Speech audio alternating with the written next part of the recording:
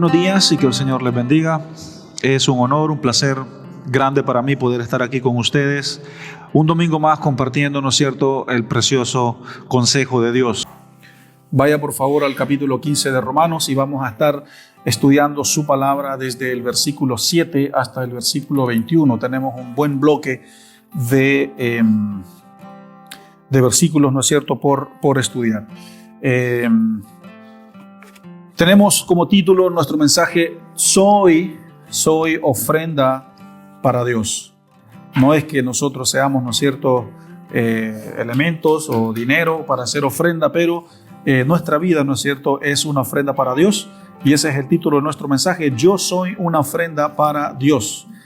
Dios, gracias por este tiempo, gracias por esta mañana. Te pedimos que hables, Señor, a nuestras vidas. Te pedimos, Señor, que ministres el corazón, Señor, de la iglesia, que tú alimentes, Señor, a este rebaño que tiene hambre de ti, Señor.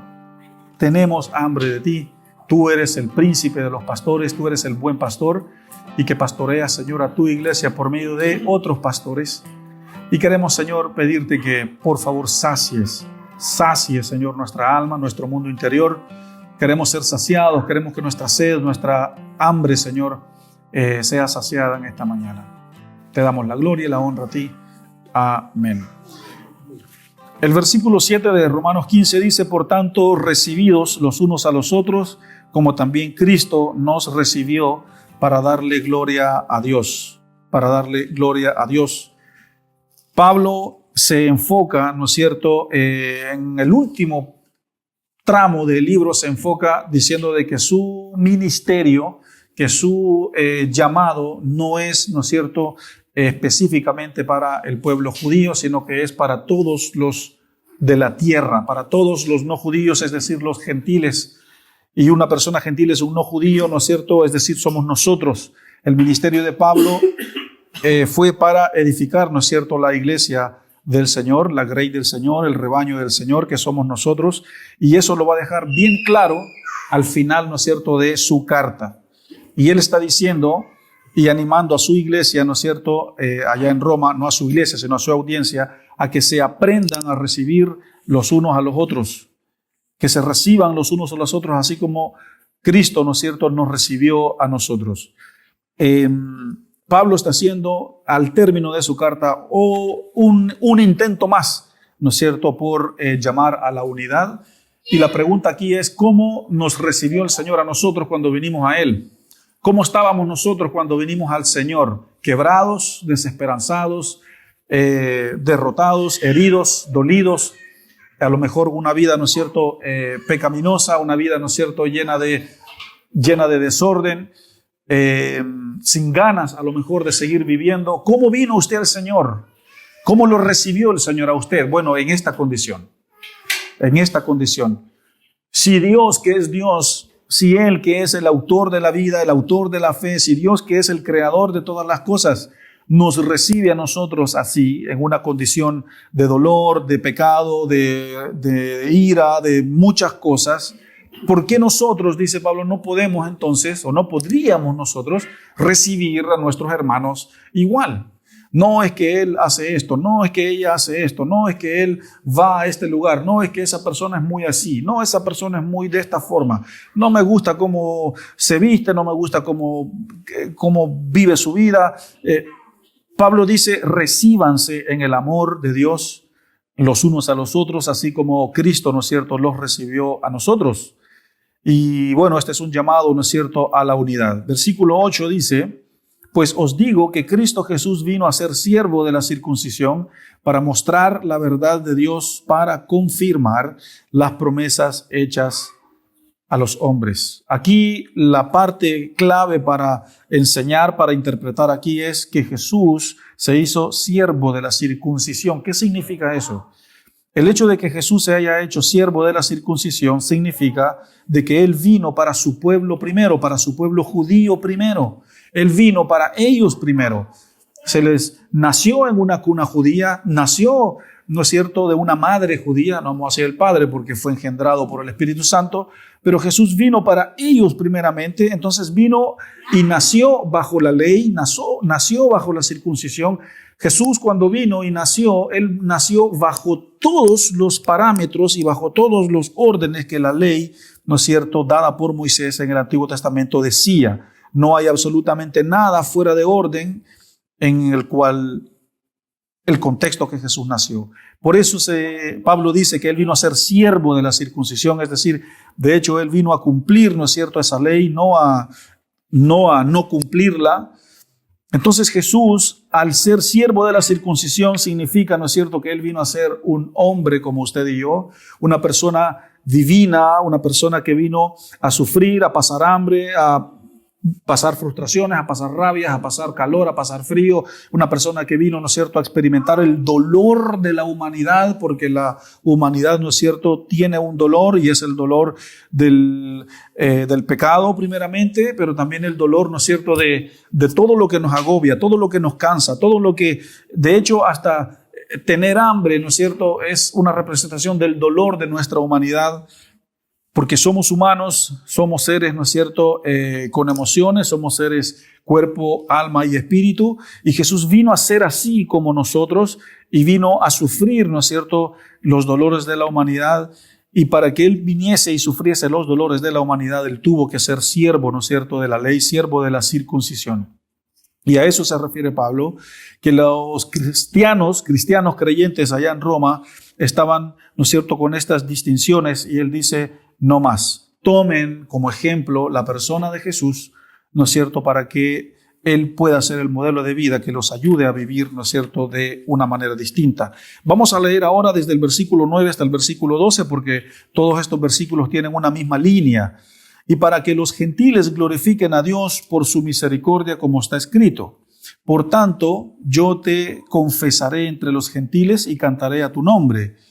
El versículo 10. Y otra vez dice, alegraos gentiles con su pueblo. Versículo 11. Y otra vez alabad al Señor todos los gentiles y magnificadle todos los pueblos. Versículo 12. Y otra vez Isaías dice, estará la raíz de Isaí y el que se levantará a regir los gentiles escaparán en él. Esperarán en él. Tenemos 1, 2, 3, 4 versículos que hablan acerca de los gentiles. ¿Y por qué Pablo, no es cierto, está hablando acerca de eso? Porque él está dejando claro que desde que Dios creó, no es cierto, al hombre y a la mujer, desde que Dios creó al hombre, su deseo, o desde que Dios, más bien dicho, no Dios, sino desde que el hombre cae, ¿no es cierto?, en desobediencia en el huerto del Edén, desde ese momento el deseo de Dios es que toda la humanidad venga al conocimiento de Dios, que toda la humanidad conozca a Dios, que toda la humanidad, ¿no es cierto?, venga a Él. ¿Eso va a suceder? No, no va a suceder. Ya hay personas que se van a ir de esta vida sin no aceptar al Señor, sin no venir a sus caminos, y esa es una realidad. ¿Todo el mundo se va a regenerar? No, no todo el mundo se va a regenerar. ¿Todo el mundo va a cambiar? No, no todo el mundo va a cambiar. ¿Todo el mundo entonces va a conocer? No, no todo el mundo lo va a hacer. Lo va a hacer los que, el pueblo de Dios adentro de este mundo, ellos sí lo van a hacer, o delante de Dios en el día final del juicio, Dios los juzgará a todos. Pero Pablo aquí dice de que desde antes que se diera la ley y desde antes, ¿no es cierto?, que se escogiera, digamos, o se separasen las tribus del norte con las tribus del sur y quedara solo el pueblo judío, desde antes de que eso sucediese, Dios ya anhelaba que todos escuchasen el mensaje de salvación. Por eso la promesa de Dios a Abraham, y te bendeciré y serás como las estrellas del cielo. Y por tu nombre, ¿no es cierto?, de ti vendrá uno que bendecirá, ¿no es cierto?, a todas las naciones. Todas las naciones se refiere no solo a la comunidad judía, sino a todos los que crean en Dios. Entonces, lo que está escrito en el versículo 9 es lo que está escrito en 2 de Samuel, y dice, por tanto, te alabaré, oh Señor, entre las naciones, y cantaré alabanzas a tu nombre. Lo que está escrito en el versículo 10 es lo que está escrito en Deuteronomio 32:43. Alabad naciones a su pueblo y hará expiación por toda la tierra de su pueblo. Lo que está escrito en el versículo 11 es lo que está escrito en Salmo 117. Alabad a Jehová naciones todas, pueblos todos, no solo los judíos. Lo que está escrito en el versículo 12 es lo que está escrito en Isaías 15, cuando dice, acontecerá en aquel tiempo que la raíz de Isaí, lo cual es Jesús, estará puesta por pendón a los pueblos y será buscada por las gentes y su habitación será gloriosa. El versículo 9, 10, 11 y 12, Pablo está dejando claro, porque son abstractos del Antiguo Testamento, cuando el salmista, cuando los profetas dijeron que el evangelio básicamente era para todas las naciones. Pablo está agarrando estos abstractos del Antiguo Testamento y los está escribiendo acá en el Nuevo Testamento para que los de Roma puedan ver que lo que Pablo está diciendo es que su ministerio y las 13 cartas que están escritas de Pablo en el Nuevo Testamento son para edificar no solo al pueblo judío, sino al pueblo gentil, al no judío, y ese pueblo gentil es la iglesia.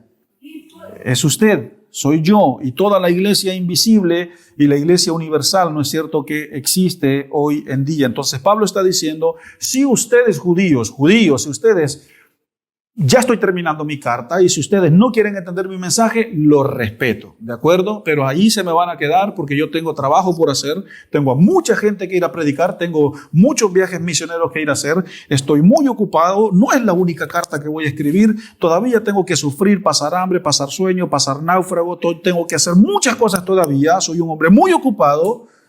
Y si ustedes me quieren entender, si ustedes me quieren escuchar, bien, y si no, bien también.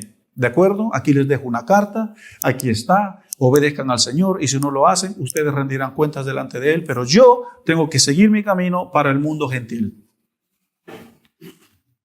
De eso está hablando Pablo al final de su carta, con estos versículos. Y si ustedes se enojan porque yo soy judío, Pablo era judío de pura cepa, ¿no es cierto? Y si ustedes se enojan porque yo le ando predicando a los gentiles, me da lo mismo, me da absolutamente igual. Dios me llamó, Él me dio el apostolado, Él me dio la autoridad, ¿no es cierto?, para ir, predicar y enseñar, y yo lo voy a hacer, lo voy a cumplir. Y si se quieren unir judíos, romanos, griegos, babilónicos, americanos, europeos, sudamericanos, norteamericanos, coreanos, el que se quiera unir, que se una. Y el que no se quiera unir, Dios le juzgará. Pero yo tengo que cumplir mi ministerio. ¿No es cierto? Es lo que está diciendo Pablo. Versículo 13, continuemos. Y el Dios de esperanza os llene de todo gozo y paz en el creer, para que abundéis en esperanza por el poder del Espíritu Santo. Aquí está una promesa para los gentiles en este texto, y es que Dios es rico en gloria, que Dios, ¿no es cierto?, que es rico en gloria, llene de fuerzas y con su Espíritu al pueblo gentil que es la iglesia. Pablo aquí está diciendo en el versículo 13 que el Dios de esperanza llene de todo gozo a su grey, a su rebaño, a nosotros, por medio del Espíritu Santo. Versículo 14, pero estoy seguro de ustedes, hermanos míos, de que ustedes mismos están llenos de la bondad, llenos de todo conocimiento, de tal manera que podéis amonestaros los unos a los otros. Pablo dice, yo confío que en la iglesia de Roma hay ancianos sabios, yo confío que en esa iglesia hay gente madura, que tiene la capacidad de exhortar, ¿no es cierto?, y de levantar la fe de los débiles. Yo confío que en esa iglesia hay gente capacitada, dotada, preparada para ayudar a que el rumbo de esa congregación no se pierda. Yo estoy confiando que en la iglesia de Roma hay pastores, hay líderes, hay diáconos que van a servir al Señor con un corazón íntegro y que no van a permitir que los nuevos que vengan a la fe, en vez de entrar a ese lugar y quedarse y crecer, hagan, ¿no es cierto?, que se vayan. Yo estoy confiando, dice Pablo, que en ese lugar hay gente llena del Espíritu Santo que va a ayudar a la consolidación de esa congregación allá en Roma. Y ese mensaje es para nosotros.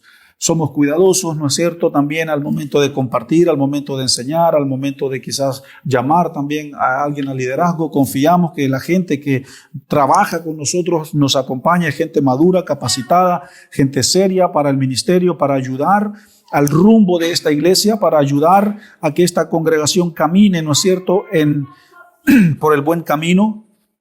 Y yo sé, ¿no es cierto?, porque los conozco a todos, que todos los que están en el liderazgo de esta iglesia es gente preparada, dotada y capacitada para ayudar, ¿no es cierto?, al débil en la fe. No para alejarlo, no para hacerlo enojar, no para herirlo, dañarlo y hacer que se vaya.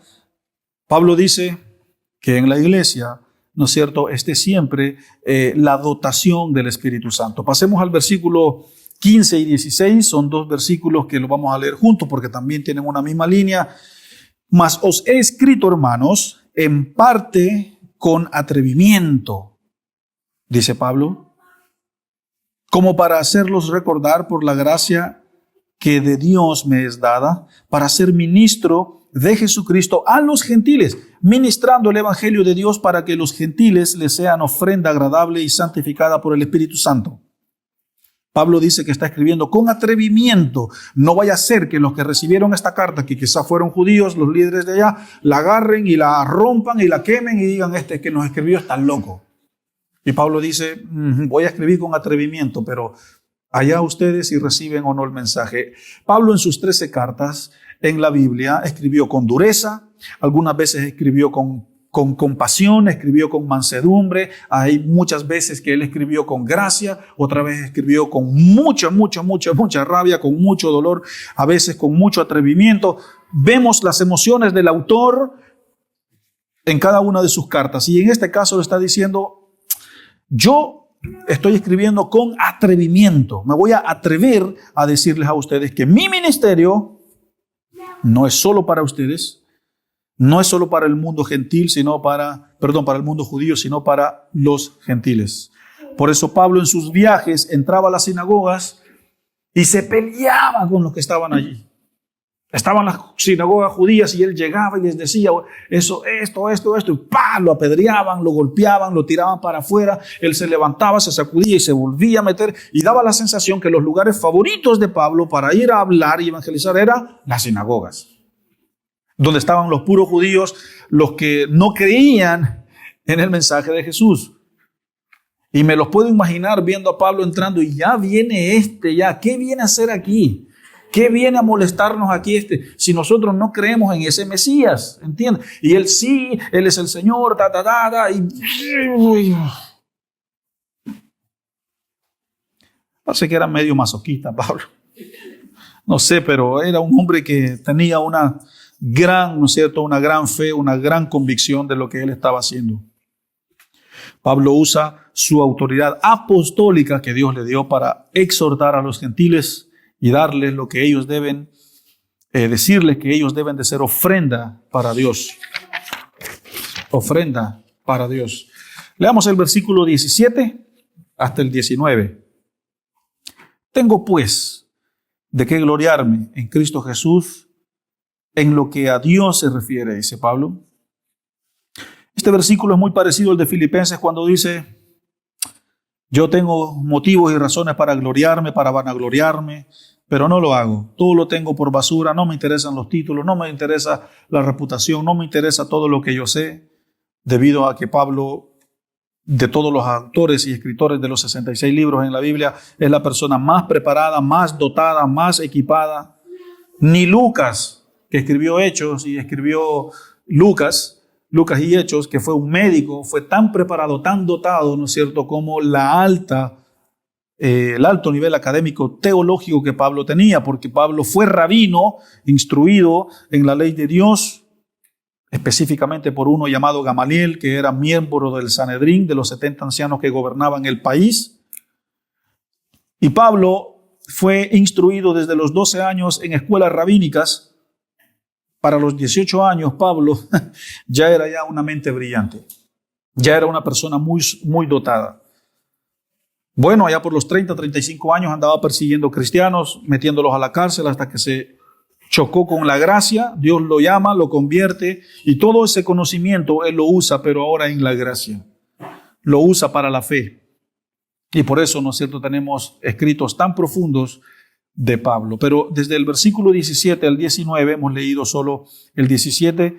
Tengo pues de qué gloriarme en Cristo Jesús, en lo que a Dios se refiere, porque no osaría hablar sino de lo que Cristo ha hecho por medio de mí para la obediencia de los gentiles, con la palabra y con las obras, con potencia de señales y prodigios en el poder del Espíritu de Dios, de manera que desde Jerusalén y por los alrededores hasta Ilírico, todo lo he llenado del Evangelio de Cristo.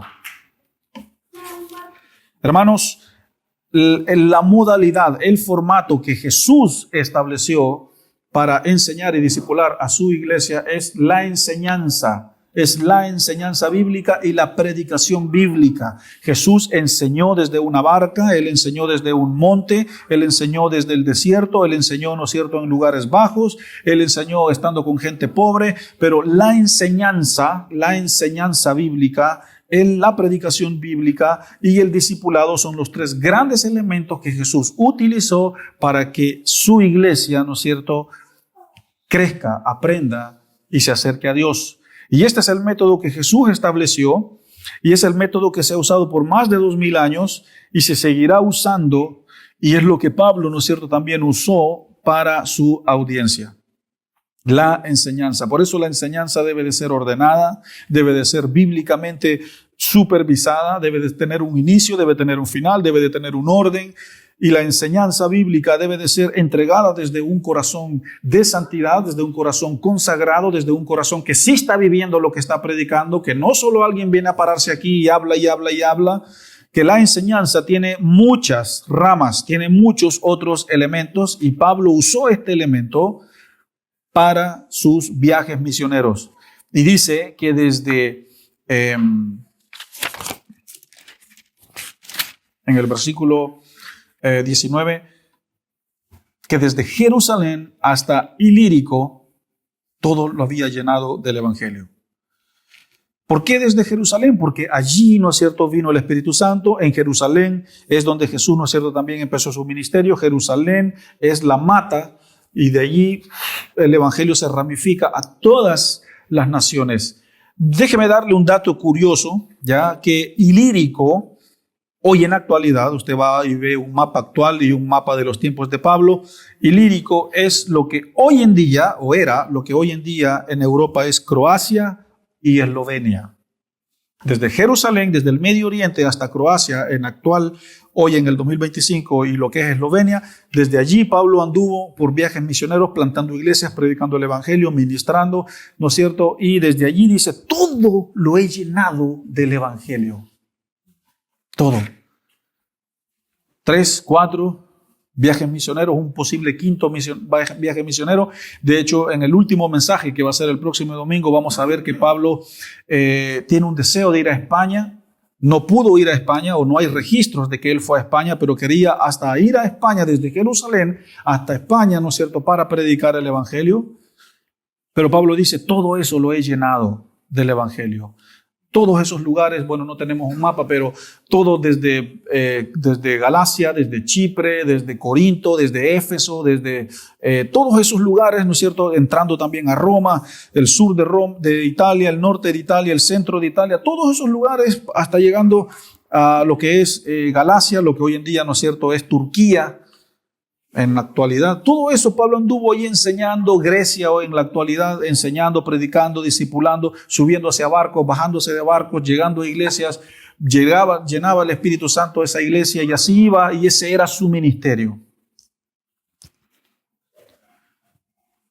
No voy a perder el tiempo, dice Pablo, quedándome si ustedes judíos me quieren creer o no me quieren creer. Yo tengo que seguir. ¿Ya? Tengo que seguir. Recuerden el título de nuestro mensaje, Yo soy una ofrenda para Dios. Vamos a llegar a eso, ya estamos por llegar a eso. Y Pablo en el versículo 20 nos va a dar una gran lección. Y dice el versículo 20, y de esta manera me esforcé a predicar el Evangelio, no donde Cristo ya hubiese sido nombrado, para no edificar sobre fundamento ajeno. Creo que todos conocemos este versículo, de que no edificar sobre fundamento ajeno. Pablo no era el único que andaba predicando el Evangelio. Usted tiene que también pensar de que el día que el Espíritu Santo vino en Hechos 2 en el Pentecostés habían 120 personas, y después cuando Pedro, ¿no es cierto?, lleno del Espíritu Santo predica, se convierte en 3,000, y esos 3,000 empiezan, ¿no es cierto?, después a dispersarse porque vino persecución en Jerusalén. Entonces habían muchos judíos, muchos gentiles que creyeron, ¿no es cierto?, también, y se dispersaron a diferentes lugares. de Jerusalén y también andaban predicando. No era Pablo el único, sí, él fue el más ordenado, el que Dios más usó, el que quizás él escribió cartas, escribió sus registros, pero había muchos otros predicando. Y Pablo dice, yo no me iba a ir a meter a predicar donde ya se había predicado, donde ya había, digamos, una iglesia formada, donde ya había un lugar que ya estaba establecido. Pablo miraba y decía, mira, qué bueno los hermanos allá. Una iglesia, oh, gloria a Dios, qué genial, wow. Señor, bendice esa iglesia, pero ya está predicado, ya se hizo la obra. Me voy a otro lugar y así. Por eso, bueno, eso de edificar en fundamento ajeno, eso de... hermano, por eso hay un orden, por eso hay un orden, ¿no es cierto? O hay una denominación. Pero Pablo dice, hasta para predicar y plantar iglesias voy a ser ordenado. Voy a ser ordenado.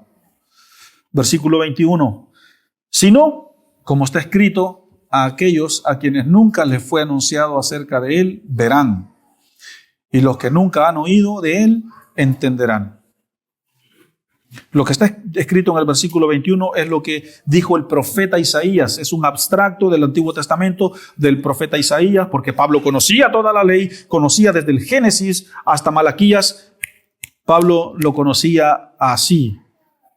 No, en ese momento no había internet, no había enciclopedias, no había diccionarios bíblicos. Pablo los tenía aquí en la mente. Él sabía los escritos de Isaías, sabía los escritos de Jeremías, sabía los escritos de los Salmos, sabía todo lo que estaba escrito en los primeros 5 libros de la ley, Génesis, Éxodo, Levítico, Deuteronomio, Números. Sabía todo lo que estaba escrito allí, sabía la vida de David, sabía la vida de los profetas. Pablo se paseaba de la A a la Z por el Antiguo Testamento, y cuando el Nuevo Testamento se estaba escribiendo en sus días, él saca muchos abstractos del Antiguo para confirmar el Nuevo Testamento. Y aquí está citando las palabras del profeta Isaías. Y esto usted le tiene que ayudar a entender de que todo lo que Pablo ya estaba haciendo en ese tiempo ya había sido anunciado y profetizado desde antes de que Jesús iba a venir para todos. Sí, pero no todos lo van a recibir. Entonces, ¿para cuáles todos? Todos los que crean. No lo digo yo, lo dice Romanos 1:16, que el evangelio de Cristo es para todo aquel que cree. El que no quiera creer no va a creer, el que quiera creer va a creer. Esto no es obligatorio, el evangelio no funciona como el islamismo, que si yo te pongo una pistola en la cabeza y si tú niegas el islamismo te mato.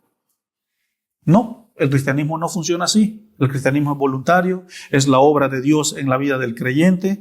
Yo no voy a ir a tocarle la puerta a uno de mis hermanos porque decida no creer en Dios. Bueno, yo lo voy a animar, voy a orar, te voy a exhortar, a lo mejor te puedo advertir algunas cosas, pero la decisión es suya, hermano. Ahora, ¿quiero yo que eso suceda? No, no quiero que suceda. Quiero que usted permanezca en esta iglesia, que crezca en esta iglesia, que se desarrolle en esta iglesia, que eche raíces en esta iglesia, que sus hijos crezcan en esta iglesia. Pero esto es voluntario. A nadie obligué yo a venir aquí. Nadie obligó a nadie a venir aquí. Tenemos un grupo de WhatsApp donde está toda la congregación. Allí se ponen los avisos, la programación. Pero usted viene aquí, usted está aquí porque ama a Dios. Porque Dios ha obrado en usted. Y porque sin Dios usted no puede hacer nada, absolutamente nada. Entonces Pablo está diciendo acá en el versículo 21, en el último, que Él va a ir a aquellos que van a creer, a aquellos que van a ver, a aquellos que se le van a abrir los ojos, a aquellos que van a entender. Allí está, dice Pablo, allí está mi llamado.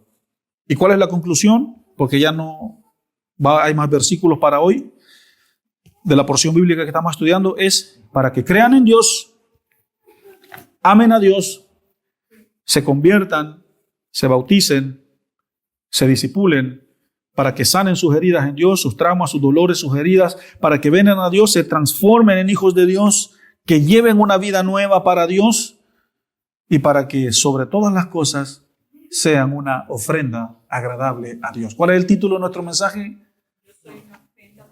Muchas gracias, Lorena. Muy bien, Lorena. Oh, bien. Versículo 16 es el que nos dijo eso. Y para ser ministro de Cristo a los gentiles, ministrando el evangelio de Dios para que los gentiles les sean ofrenda agradable y santificada por el Espíritu Santo.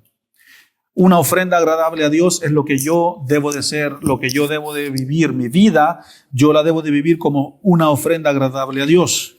No es que Dios ande buscando ofrendas, no es que Dios ande buscando buenos olores en nosotros, no, pero mi vida a Dios debe de ser como una ofrenda fragante. Y lo dijo Pablo en el capítulo 12, que nosotros mismos tenemos que presentarnos como ofrendas, como sacrificios vivos a Dios. Y para terminar, quiero mencionar 3 características de una ofrenda agradable a Dios. 3 características basadas en la Biblia, basadas en la Escritura, basadas en el Antiguo Testamento. En primer lugar, en el Antiguo Testamento, una ofrenda para Dios era viva, es decir, la persona que presentaba su animalito para sacrificarlo con el sacerdote, en el tabernáculo, en el sistema sacrificial, ese animal tenía que estar vivo.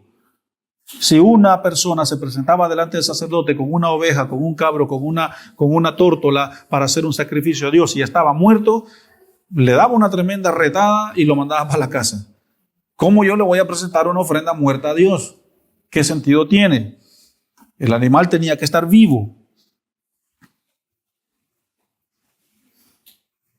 El animal tiene que estar vivo. Por lo tanto, nosotros que estamos vivos y que Dios nos ha dado vida, entonces mi ofrenda a Dios, ¿no es cierto?, tiene que ser una ofrenda de vida. Es una ofrenda, ¿no es cierto?, que implica renuncia, que implica dolor, que implica una cruz. Es una vida, ¿no es cierto?, que mi vida misma, el mecanismo de la cruz, el mecanismo de la negación, el mecanismo, ¿no es cierto?, de la santidad, de la consagración.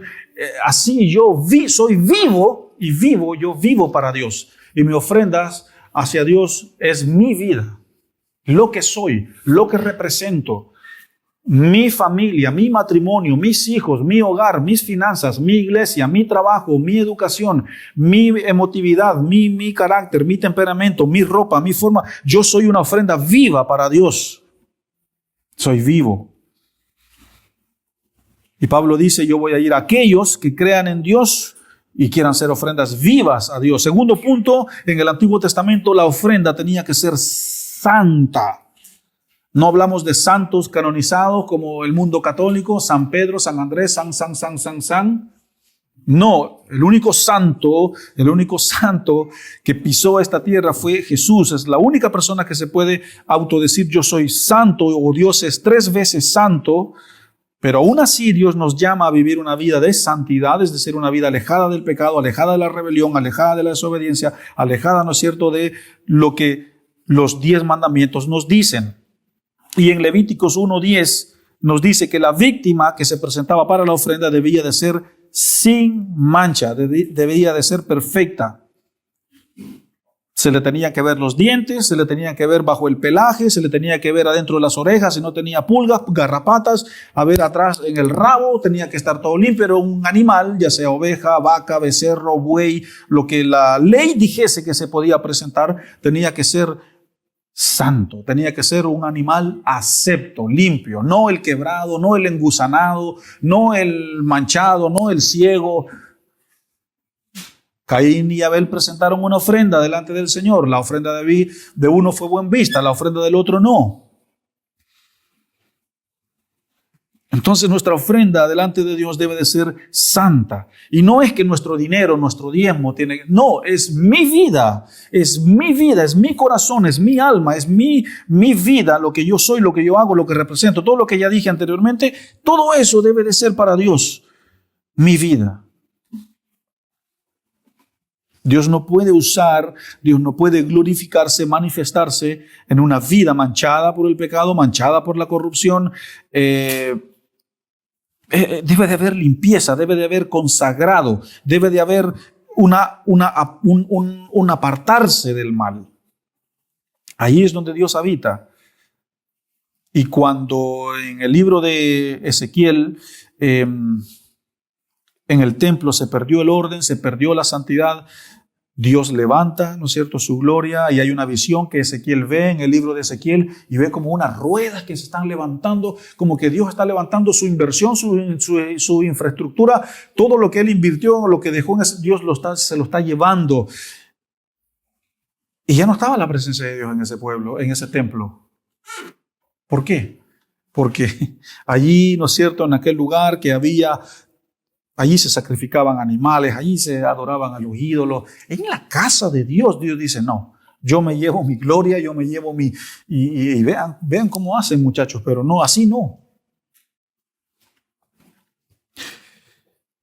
Una ofrenda viva, una ofrenda santa y tercer punto, una ofrenda agradable a Dios. Estos son los 3 puntos que dice Romanos 12, 1 y 2.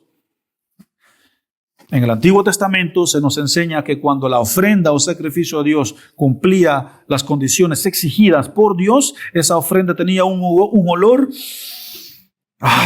suave y fragante. Dios se complace, Dios se agrada y dice, wow, una ofrenda agradable. Igual en nuestro caso, cuando nuestra vida cumple con las exigencias de la voluntad de Dios, eso es muy agradable para Dios. Me gusta a mí cuando yo le digo a mis hijos que lo hagan y a veces quizás no lo hacen. No me gusta. Bueno, entonces a Dios tampoco. Nosotros, los padres, y todos ustedes que son padres acá, experimentamos un poquito de lo que Dios siente cuando no le obedecemos. Entonces, una ofrenda viva, una ofrenda santa y una ofrenda agradable a Dios es lo que Dios quiere que sea nuestra vida delante de Él.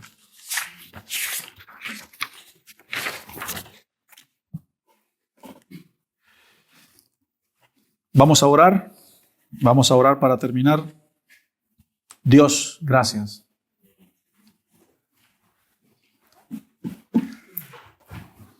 Gracias porque Tú eres, Señor, quien nos alinea. Tú eres, Señor, quien nos pone de pie. Señor, si a lo mejor en tu rebaño, en tu iglesia, hay personas que necesitan alinearse contigo, que necesitan, Señor, apretar los fundamentos. A lo mejor, Señor, hay alguien acá en tu rebaño, en tu redil, que necesita, Señor, ser una ofrenda santa, ser una ofrenda agradable, ser una ofrenda, Señor, viva delante de ti. Oramos, Señor, para que tú obres, para que tú ministres. Señor, tú eres un Dios de orden y yo quiero orar, Señor, que tú ordenes a los corazones. Ordena, Señor, las conciencias. Ordena, Señor, las emociones. Ordena, Señor, el carácter. Ordena las vidas de tu iglesia, Señor. Ordena, Señor, los hogares. Ordena, Señor, los matrimonios. Señor, pon tu plomada en nuestras vidas. Si a lo mejor hay vidas que están inclinadas, Señor, como la torre de Pisa, inclinada para algo malo, Señor, pon tu plomada. Pon tu nivel divino.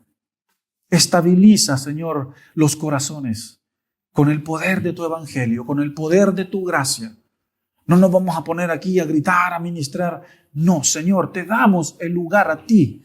Obra, Señor, en esta iglesia. Obra, Señor, en cada familia. Obra, Señor, en cada hijo. Oramos, Señor, por sanidad. Oramos, Señor, por libertad. Oramos, Señor, para que las cadenas del pecado, las cadenas de la desobediencia, de la rebelión, Señor, las cadenas, los ojos ciegos, las vendas, se caigan, Señor.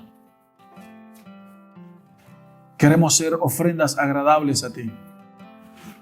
Si hay alguien acá que a lo mejor ha descuidado su vida de oración, ha descuidado su vida de alabanza, su vida de adoración a Dios, Señor, que retome.